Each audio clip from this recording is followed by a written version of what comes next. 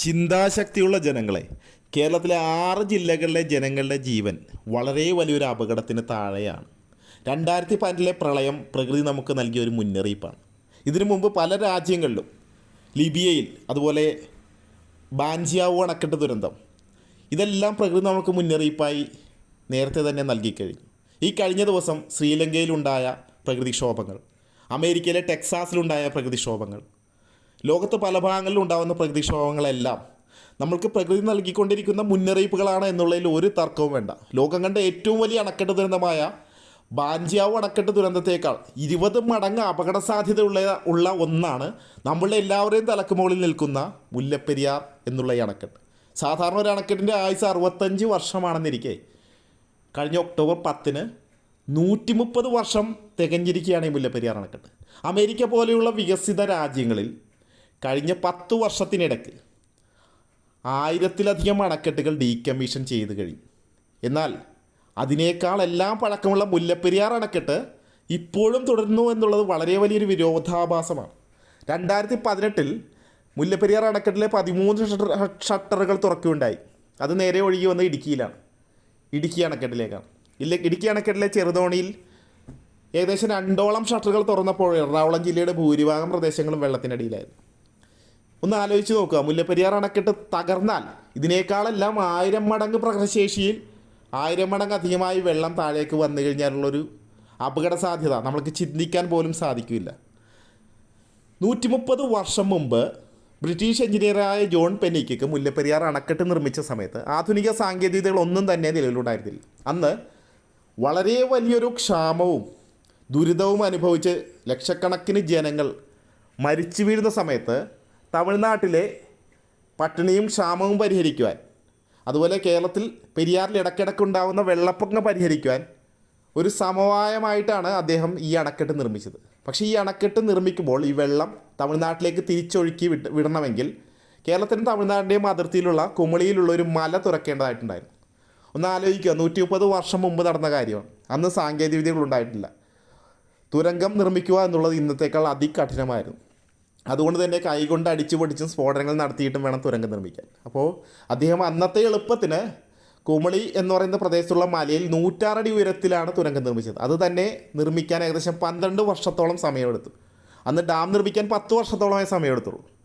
അപ്പോൾ ഈ അണക്കെട്ട് നിർമ്മിച്ചത് 106 അടി ഉയരത്തിലായതുകൊണ്ട് അന്നത്തെ സാങ്കേതികതയുടെ അഭാവം മൂലമാണ് അങ്ങനെ സംഭവിച്ചത്. സ്വാഭാവികമായിട്ടും 106 അടി വരെ ജലം ഉയർന്നെത്തിയ ശേഷം മാത്രമേ ഈ വെള്ളം തമിഴ്നാട്ടിലേക്ക് ഒഴുകൂ. അറബിക്കടലിലേക്ക് ഒഴുകിയിരുന്ന ഈ നദിയെ തുരങ്കം നിർമ്മിച്ച്, അതുപോലെ അണക്കെട്ട് നിർമ്മിച്ച് വെള്ളം തടഞ്ഞു നിർത്തി ഈ തുരങ്കത്തിലൂടെ തമിഴ്നാട്ടിലേക്ക് ഒഴുക്കി ബംഗാൾ കടലിലേക്ക് തിരിച്ചുവിടുകയാണ് അദ്ദേഹം ചെയ്തത്. അതിലൂടെ അവിടുത്തെ 5 ജില്ലകളിലെ ജലക്ഷാമം പരിഹരിക്കുവാനും പെരിയാറിൽ ഇടക്കിടക്ക് ഉണ്ടാകുന്ന വെള്ളപ്പൊക്കം പരിഹരിക്കാനും സാധിച്ചു. ഇന്ന് ഈ അണക്കെട്ടിൻ്റെ അവസ്ഥ വളരെ പരിതാപകരമാണ്. എന്നാൽ ഈ 106 അടി വരെയുള്ള തുരങ്കത്തിലൂടെ മാത്രമേ വെള്ളം പുറത്തേക്ക് പോവുകയുള്ളൂ. പിന്നീടുള്ളത് 136 അടിയിലുള്ള 13 ഷട്ടറുകളാണ്. ഈ ഷട്ടറുകൾ തുറന്നാൽ വല്ലപ്പോഴും വല്ല വർഷത്തിലൊരിക്കൽ 1-2 പ്രാവശ്യം കേരളത്തിലേക്ക് ജലം ഒഴുകും. അത് ഈ ജലനിരപ്പിനെ നിയന്ത്രിക്കാൻ വേണ്ടി മാത്രമാണ് അത് ഉപയോഗിക്കുന്നത്. അല്ലാതെ കേരളത്തിലെ ജനങ്ങൾക്ക് ഒരു തുള്ളി വെള്ളം പോലും വൈദ്യുതിക്കോ ജലസേചനത്തിനോ ഈ മുല്ലപ്പെരിയാർ അണക്കെട്ടിൽ നിന്ന് യാതൊരു ഉപയോഗവുമില്ല. എന്ന് പറഞ്ഞാൽ കഴിഞ്ഞ 130 വർഷമായിട്ട് തമിഴ്നാടാണ് ഈ വെള്ളം ഉപയോഗിക്കുന്നത്. കേരളത്തിൽ തേക്കടി തടാകത്തിൽ ഈ വെള്ളം കെട്ടിക്കിടക്കുന്നു എന്ന് മാത്രം. കേരളത്തിലുള്ള ജനങ്ങൾക്ക് ആകെയുള്ള ഉപയോഗം, അത് ജനങ്ങൾക്കുള്ള ഉപയോഗമല്ല, അവിടുത്തെ റിസോർട്ട് ലോബികൾക്ക് ഇതിലൂടെ വരുമാനമുണ്ട്. ഈ തേക്കടി തടാകത്തിലെ ബോട്ടിംഗ് നടക്കുമ്പോൾ ഈ ബോട്ടിങ്ങുമായി ബന്ധപ്പെട്ട് വരുന്ന ടൂറിസ്റ്റുകൾ ആ റിസോർട്ടുകളിൽ താമസിക്കുന്നു, അവർക്ക് വരുമാനം. ഇത് സാധാരണ ജനങ്ങൾക്കുള്ള വരുമാനമല്ല. അപ്പോൾ നമ്മളൊന്ന് ആലോചിക്കുക, ഇത്രയും അപകടാവസ്ഥയിൽ നിർത്തിക്കൊണ്ട് ബോട്ടിംഗ് നടത്താനായിട്ട് മാത്രം മുല്ലപ്പെരിയാർ അണക്കെട്ടിലെ വെള്ളത്തിനെ ഉയർത്തി നിർത്തേണ്ട ആവശ്യം എന്താണ്?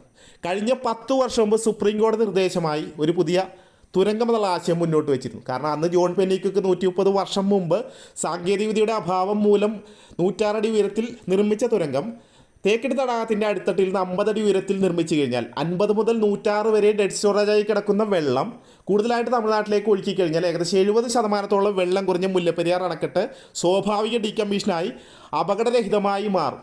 അപ്പോൾ ഈ ഒരു കാര്യം നിർമ്മിക്കുവാൻ ഇന്നത്തെ ആധുനിക ബോറിംഗ് സാങ്കേതികതകൾ ഉപയോഗിച്ച് കഴിഞ്ഞാൽ പരിസ്ഥിതിക്ക് ഒരപകടവും ഇല്ലാത്ത രീതിയിൽ വെറും 6 മാസത്തിനുള്ളിൽ നിർമ്മിക്കാൻ സാധിക്കും. അതുപോലെ ഒരു പുതിയ ഡാം നിർമ്മിക്കുന്നതിൻ്റെ 10-1 ചെലവിലും ചെയ്യാൻ സാധിക്കും. അപ്പോൾ വലിയൊരു കൺസ്ട്രക്ഷൻ്റെ ആവശ്യം തന്നെയില്ല. 300-400 കോടി രൂപ ചെലവിൽ തീരും. അതുപോലെ വരും തലമുറക്കും ഈ നമ്മളുടെ എല്ലാവർക്കും വീണ്ടും അപകടത്തിലേക്ക് എത്തുന്ന വലിയൊരു പുതിയ ഡാം നിർമ്മിച്ച് അപകട സാധ്യത വർദ്ധിപ്പിക്കേണ്ട ആവശ്യം തന്നെയില്ല. അതുപോലെ ഈ പുതിയ തുരങ്കം നിർമ്മിക്കാൻ 6 മാസം പോലും സമയം വേണ്ട, പരിസ്ഥിതിക്ക് ഏറ്റവും അനുയോജ്യമാണ്, ഏറ്റവും ആധുനിക സാങ്കേതികത ഉപയോഗിച്ച് കഴിഞ്ഞാൽ ഏറ്റവും വേഗത്തിൽ ചെയ്യാവുന്ന കാര്യമാണ്. ഈ അപകടം എന്നേക്കുമായി അവസാനിക്കുകയും ചെയ്യും. അപ്പോൾ കേരളത്തിലെ 6 ജില്ലകളിൽ 1.5 കോടിയോളം ജനങ്ങളുടെ ജീവൻ സുരക്ഷിതമാക്കാൻ 6 മാസം പോലും സമയം വേണ്ടാത്ത ഈ ഒരു കാര്യം ചെയ്യുമ്പോൾ തേക്കടി തടാകത്തിലെ ജലം താഴും. നമ്മൾക്കതാണല്ലോ വേണ്ടത്. അവിടുത്തെ ബോട്ടിങ്ങിലല്ലോ 6 ജില്ലകളിൽ 1.5 കോടിയോളം ജനങ്ങളുടെ ജീവനേക്കാൾ വലുത്.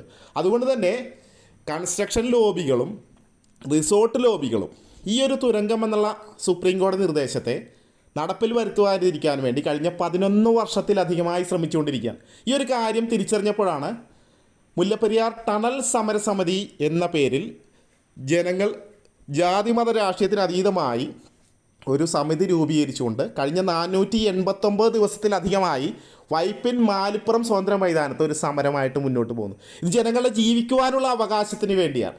ഈ ഒരു അവകാശം എത്രയും പെട്ടെന്ന് കേരള തമിഴ്നാട് ഗവൺമെൻറ്റുകളെ ഈ ആശയം മനസ്സിലാക്കി റിസോർട്ട് ലോബികളെയും കൺസ്ട്രക്ഷൻ ലോബികളെയും ലാഭമല്ല, ജനങ്ങളുടെ ജീവനാണ് ഏറ്റവും വലിയ കാര്യമെന്ന് മനസ്സിലാക്കിക്കൊണ്ട് ഈ ആശയം നടപ്പിലാകുന്നവരെ എന്തെല്ലാം പ്രശ്നങ്ങൾ സഹിച്ചു കഴിഞ്ഞാലും എന്ത് പ്രതിസന്ധികൾ നേരിട്ട് കഴിഞ്ഞാലും ലക്ഷ്യം നേടുന്നവരെ ഈ സമരം തുടരും.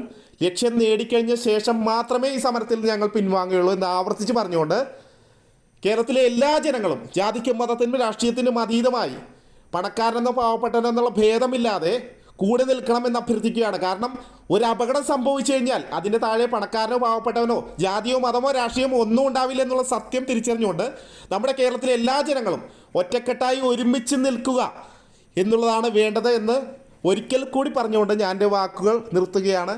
കാരണം നമ്മുടെ മുമ്പിൽ പ്രകൃതി നമ്മൾക്ക് അനുവദിച്ചു തന്നിരിക്കുന്ന സമയം കുറഞ്ഞുകൊണ്ടിരിക്കുകയാണ്. അതുകൊണ്ട് തന്നെ എത്രയും വേഗം നമ്മളുടെ ലക്ഷ്യത്തിലെത്തിച്ചേരുന്നത് വരെ ഈ സമരവുമായിട്ട് സഹകരിച്ച് മുന്നോട്ട് പോവുക.